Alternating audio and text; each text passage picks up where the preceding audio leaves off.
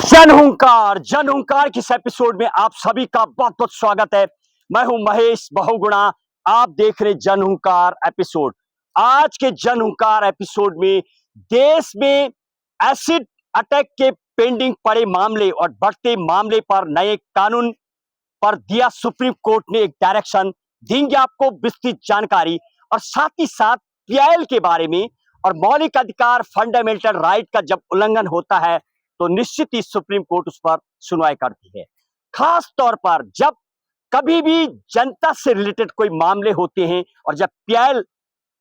Appeal की जाती है तो निश्चित ही सुप्रीम कोर्ट उस पर सुनवाई करता है। और जब फंडामेंटल राइट मौलिक अधिकार का जब हनन होता है तो आर्टिकल 32 के अधीन सुप्रीम कोर्ट हर हालत में निश्चित ही सुनवाई करता है, जो कि भारत के संविधान में पूरी व्यवस्था की गई है। सुप्रीम कोर्ट को एक ये शक्ति भी दी गई है, हर हालत में फंडामेंटल राइट के हनन पर सुनवाई होती है। हालांकि एक पावर हाई कोर्ट को दी गई है, धारा 226 के अधीन सुनवाई करता है हाई कोर्ट, लेकिन हाई कोर्ट के विभाग का अधीन होता है। और आज एक पीआईएल की सुनवाई करते हुए सुप्रीम कोर्ट ने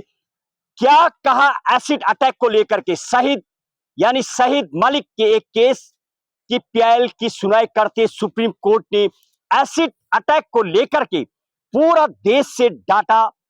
मांगा है और साथ में एक डायरेक्शन जारी की है। क्या है केस, बताएंगे आपको इस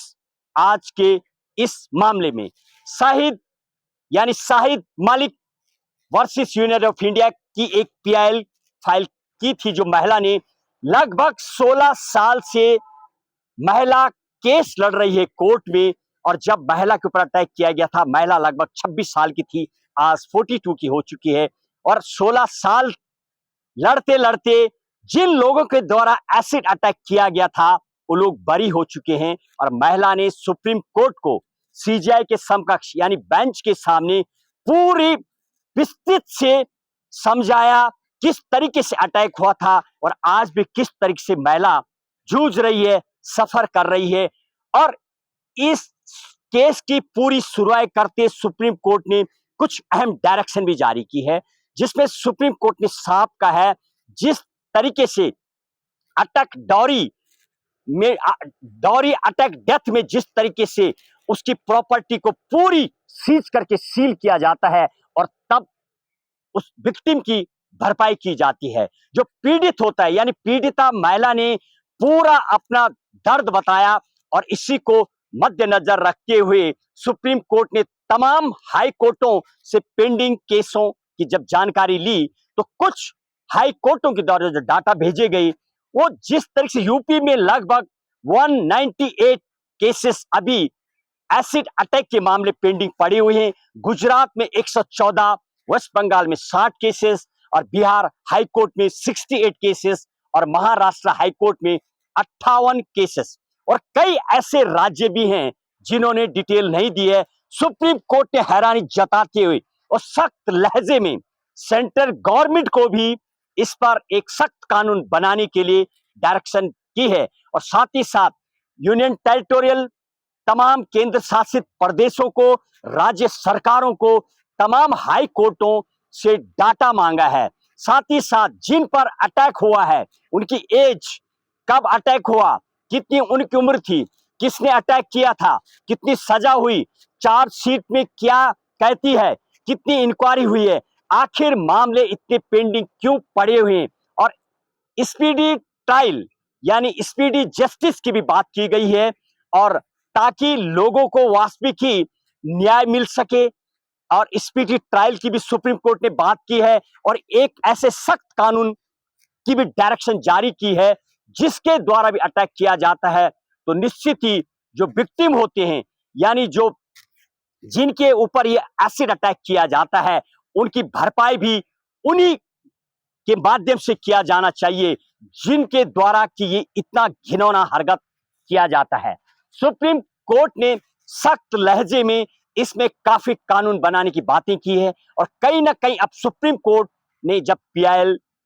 की एक सुनवाई की है तो निश्चित ही उसका कहीं ना कहीं एक मामला हल होता नजर आता है। कुल मिलाकर के इस एपिसोड के माध्यम से जब समाज में जब ऐसे कोई कुरीतियां और ऐसे बहुत ज्यादा जब समस्याएं देखने को मिलती हैं, तो आप पीएल के माध्यम से भी सुप्रीम कोर्ट में एक पटिशन लगा सकते हैं, जिस पे निश्चित ही सुप्रीम कोर्ट सुनवाई करते हुए सरकारों को भी और तमाम इससे कंसर्न लोगों को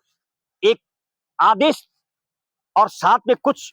पूरी तरीके से डाटा इकट्ठा किया जाता है। और अब शायद एसिड अटैक के जो मामले पेंडिंग पड़े हुए हैं, आप अंदाजा लगाए, एसिड सिर्फ अटैक ही नहीं किया जाता है, बल्कि कई ऐसे मामले भी देखने को मिले हैं जिन पर एसिड पिलाया गया और वो पूरी तरीके से उनके लंग्स, आंख, कान ब्लाइंड तक हो गए और पूरे जल जाते हैं, और यहां तक कि 50-60% तक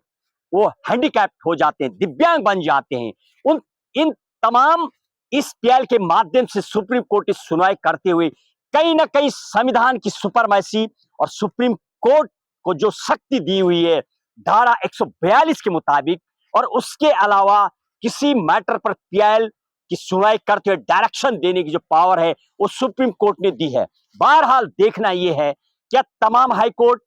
राज्य सरकार, केंद्र सरकार क्या इस पर अब मंथन करेगी, एक लॉ बनेगा, या यूं ही पार्लियामेंट में जिस तरह के सांसद लोगों की आपको लगातार शायद वहां पर जो लड़ाइयां खींचतान देखने को मिलती है कि यही मिलेगी, यह सुप्रीम कोर्ट की तरह एक डायरेक्शन मिलेगी, एक कानून बनेगा। एसिड अटैक के जो मामले कई जगह पर कई महिलाओं के साथ ऐसे अत्याचारी की गई हैं जो आज भी उस सफर कर रही हैं, और उस विक्टिम यानी जो पीड़िता हैं आज भी वो सफर है और उनको न्याय नहीं मिला है। यही इस दर्द को बयां करते हुए